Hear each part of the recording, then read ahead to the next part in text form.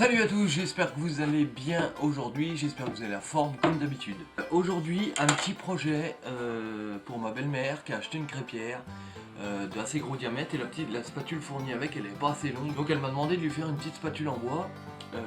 Donc les gars, quand c'est pour les belles-mères, faut pas déconner, hein, on est bien d'accord. Bon. Ce qu'on va faire, c'est qu'on va prendre un morceau de hêtre ou de frêne comme celui-là, assez grand puisqu'il faut qu'elle fasse 40 de long sans le manche.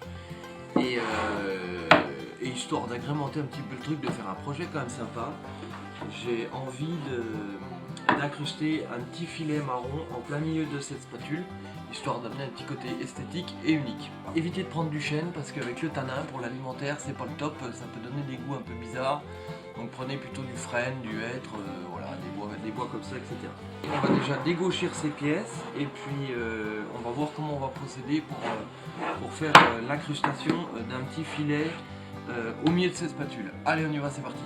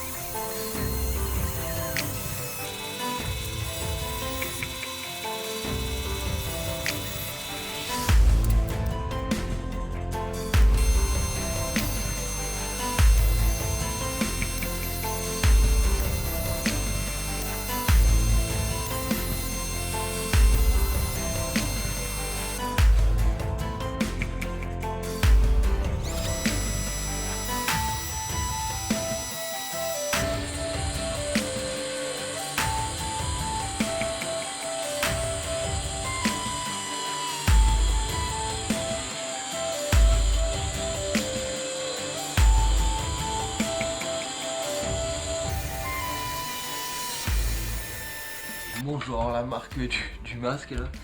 Donc l'idée c'est qu'une fois que j'ai coupé mes deux morceaux de frêne, ma petite bande, l'idée c'est de venir l'incruster au milieu, de venir faire un collage et ensuite d'aller re-raboter ça à épaisseur et puis après de scier la longueur, etc.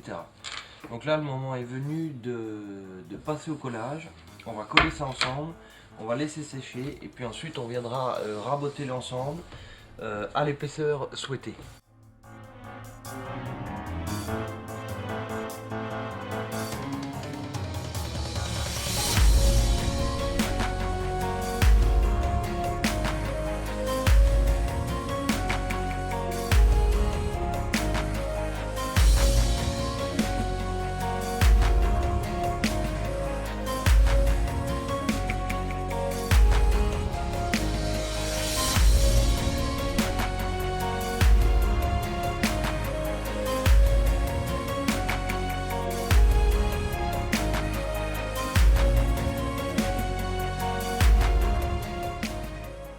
Bon, ce que je vais faire en attendant que ça sèche, j'ai pris une petite latte de chêne, hein, où il y a des nœuds dedans, elle est un peu abîmée, et je vais me faire un petit gabarit pour le traçage de la spatule.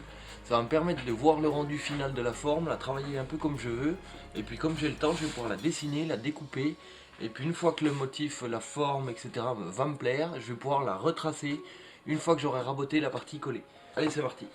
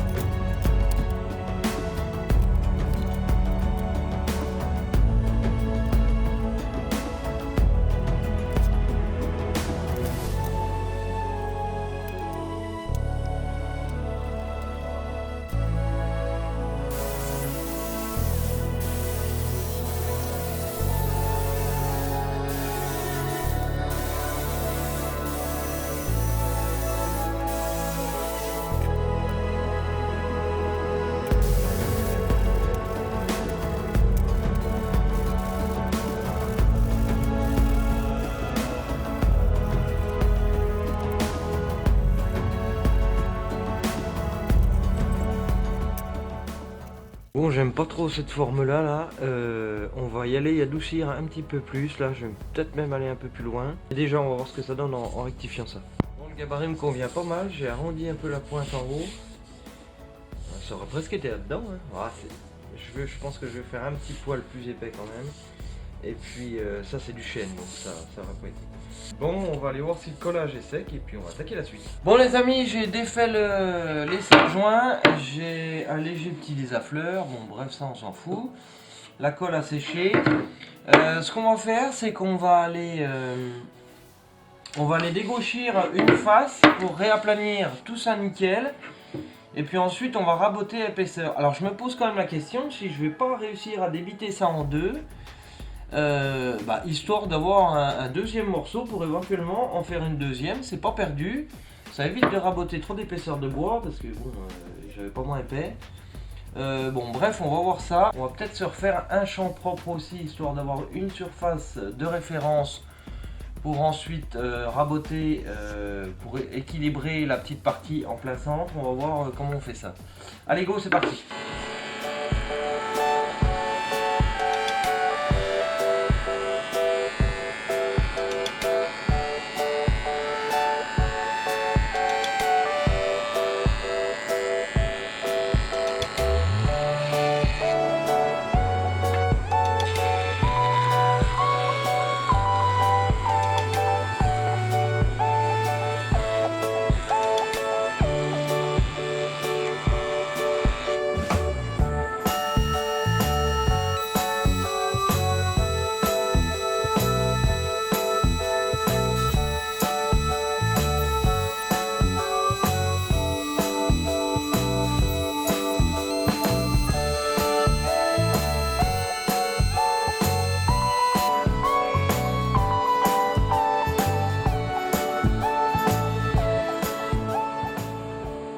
Donc là ce que j'ai fait, quand j'ai raboté, j'ai fait un coup une passe dessus, un coup une passe dessous. Tout ça pour réussir à centrer la petite partie marron au milieu du bois. Ce qui fait que ici et ici j'ai 20 mm de chaque côté, de façon à ce qu'une fois finie, elle soit bien centrée. Bon, le résultat est pas trop mal, je sais pas si vous voyez la caméra. Hein, donc je vais essayer de débiter ça en deux, on va voir à la scie circulaire ce que ça fait. Elle coupe 60 de haut, donc ça devrait pas être un problème. Et puis ensuite passer à la raboteuse pour vraiment affiner à l'épaisseur souhaitée. Allez go.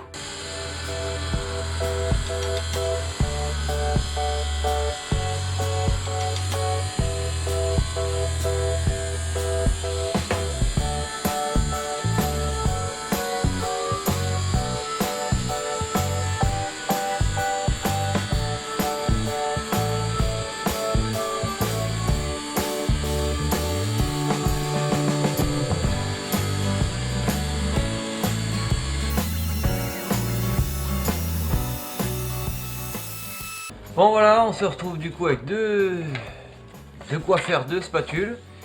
Maintenant on va pouvoir les raboter pour enlever les traits de scie. Puis là j'avais toujours mon petit affleur alors que là j'avais la surface dégauchée. Donc maintenant on va les raboter ça à épaisseur, couper de longueur et puis façonner tout ça. Allez go.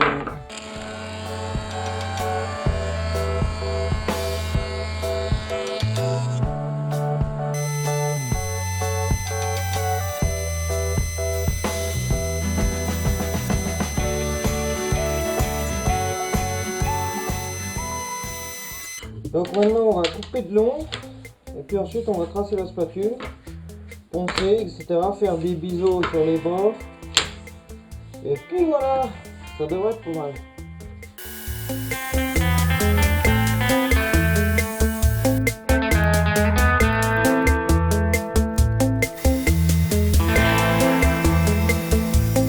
Donc le traçage est fait, je vais modifier un petit peu la courbe ici parce qu'il y en a une que je pas très symétrique. Donc ce que j'ai fait, c'est que j'ai retracé ici la courbe des deux qui me plaisait le mieux, celle-là, et j'ai retourné pour être sûr d'avoir la même courbe de l'autre côté. Bon et ben voilà, on va tailler tout ça et puis ensuite on va voir comment on va faire un peu, histoire de mettre les pentes, les bords pointus pour bien que ça racle la crêpe sur la crêpière. Et puis voilà, qu'est-ce que c'est agréable de toucher cette matière, je vous assure, si vous bricolez pas le bois, touchez-le, travaillez-le, vous allez vite y prendre du plaisir. Allez, c'est parti.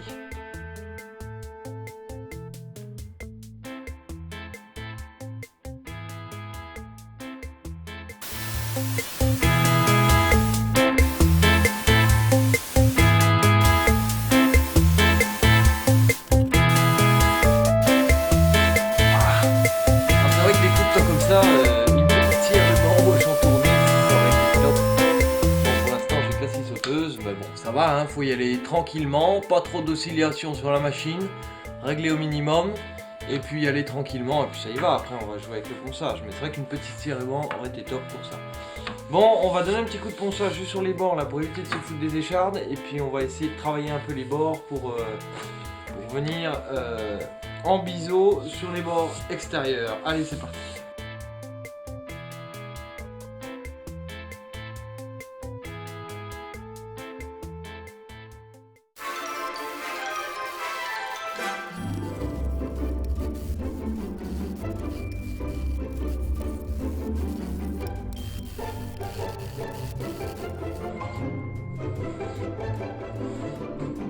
Vous voyez, on arrive à faire une tranche assez fine.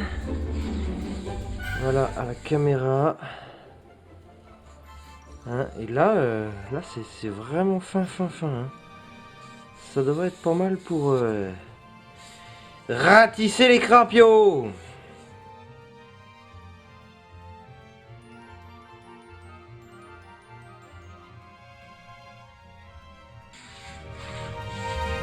Bon, du coup, dans la chute qui me reste, je vais pas faire une deuxième spatule à crêpes, je vais faire une spatule de cuisine pour aller dans les poêles. Hein, quand ma femme a vu ça, elle m'a dit « Ah tiens, j'ai ma petite spatule en bois qui est usée. » Bon. Alors du coup, j'ai tracé la forme, tac, les manches. Elle va s'arrêter ici parce que sinon, ça ne sert à rien d'aller gratter une poêle à 200 mètres de long. Hein. Et donc, bah, je vais faire le même procédé, je vais découper, je vais poncer. Je vais jouer des petits coups de rabot pour aplanir en bout les bords en pointe. Et puis je vous retrouve juste après pour voir comment on va procéder pour la finition de ces deux outils de cuisine. Allez, c'est parti!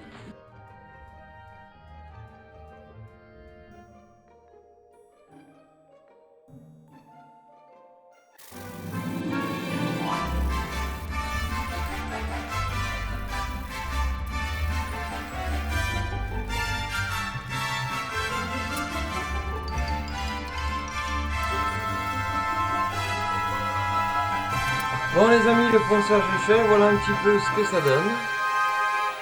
La spatule à crêpes. Hein, elle est bien... Et puis du coup dans la chute, la petite spatule que j'ai fait pour ma femme quand elle avait besoin. Hein, voilà, je sais pas si vous voyez bien. Donc le moment va être venu de passer à la finition. Alors pour la finition, vous voyez ce que ça donne? Hein, c'est pas mal, là c'est brut. Et là, il y a un petit coup de finition. Alors la finition, bah, ça va être tout simplement un produit que vous avez quasiment tous chez vous. C'est de l'huile d'olive ou de l'huile de tournesol. Tout simplement. Ça y met nickel, ça nourrit le bois, ça protège. Et ça risque rien. Allez, c'est parti.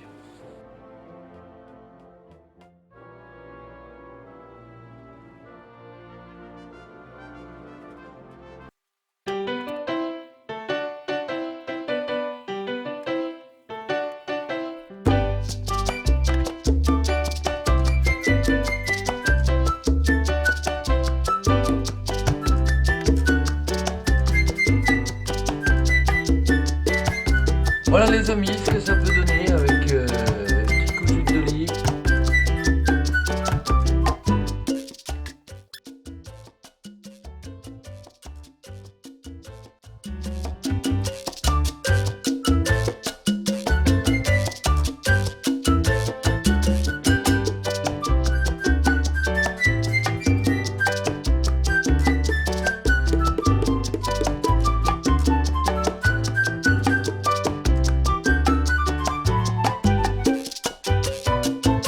Voilà, bien écoutez, ces petits objets pour la cuisine sont terminés, ce projet est fini, c'est sympa, j'ai pris beaucoup de plaisir à faire ça, c'est pas grand chose mais ça fait toujours plaisir de bricoler dans un bout de bois.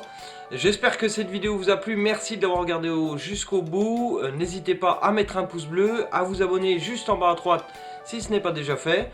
Et puis vous pouvez me rejoindre également sur les réseaux sociaux, Facebook, Instagram, Bricoseb, comme ça je vous mets des petits liens, des petites photos des avancements des projets, je vous préviens de la sortie des vidéos, etc. etc. Sur ce, merci à tous, passez une belle journée, un bon week-end et je vous dis à bientôt pour de nouvelles aventures. Ciao, bye bye!